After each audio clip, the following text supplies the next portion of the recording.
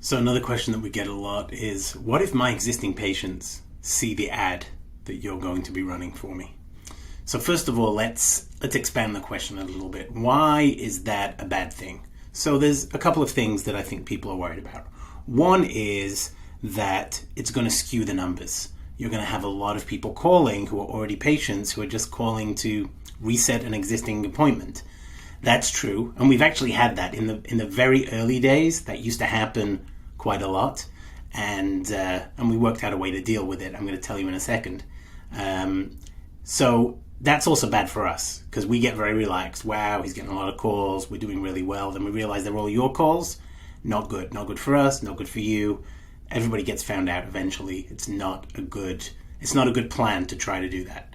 So the second thing is actually is that a lot of people, I think maybe 50% of people are thinking about this as well, that if they have some kind of beneficial pricing or some kind of free consultation and they're throwing in something that they would normally charge to an existing patient, there's a feeling that they've now deprecated their own value. The dentist has now lowered his threshold, and suddenly an existing patient is paying much less than he really should. He's an existing patient. Why is he getting deals that I'm offering to new patients only? So that's also good. It's also a good argument. Obviously, nobody wants that to happen.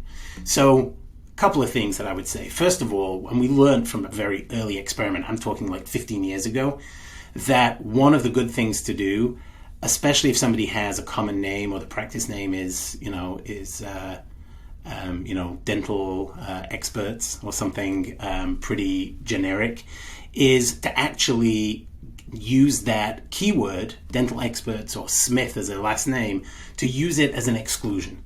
And actually to say, if somebody puts in, Dr. Smith, Dr. Mark Smith, or even Mark Smith DDS, or maybe Mark Smith on its own, we're not interested in showing the ad for that particular search. So to make it an exclusion. So if you're called, dental experts of wherever, if they say dental experts, we're going to say, you know what, that could be the client's own office that somebody's searching for. We don't want them to find our ad instead of the organic listing on the search results page. So we actually do some exclusion. We certainly don't advertise your name or your practice's name. That would be crazy, and that would obviously lead to very badly skewed numbers. Another thing to point out is our landing page is not found in Google's index. So it's very difficult for a natural search to find the landing page that we've created for our dentists. In fact, a lot of times our clients will say to us, I can't find the page. Yeah, the only way you can find the page is if we give you the URL or you click on the ad, which obviously we don't advise anybody to do because it just spends your own money. So those landing pages do not appear in the index, makes it that you only can find that ad if you search on some of the terms that we've put in as keywords. So let's give an example. If you search on dental implants or best dental implant dentist or best veneer dentist or cheap crowns, right? Those are the kinds of things that bring up the ad. Now, if your existing patient ends up calling you with all of these precautions we have in place to exclude those existing patients from the search, what's actually happening is your existing patient is out on the internet searching for procedures that they probably don't even know you do.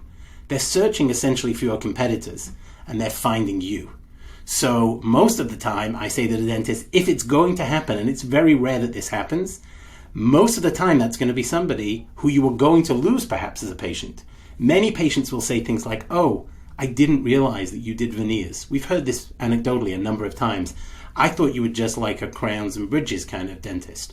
I didn't know that you did smile makeovers. Dentists are not very often forward in marketing themselves, especially to their own existing patients. So people don't know. So they go out and they start to look for procedures that they don't think you're interested in doing. And of course, the ads can bring them back at that point. So usually, if you're seeing an existing patient, and again, I think it's very rare because of the precautions we take, but if you're seeing if somebody's calling you on our tracking lines or they're using the landing page to get in touch with you, it's because something was going on in their head that probably we were a good intervention for.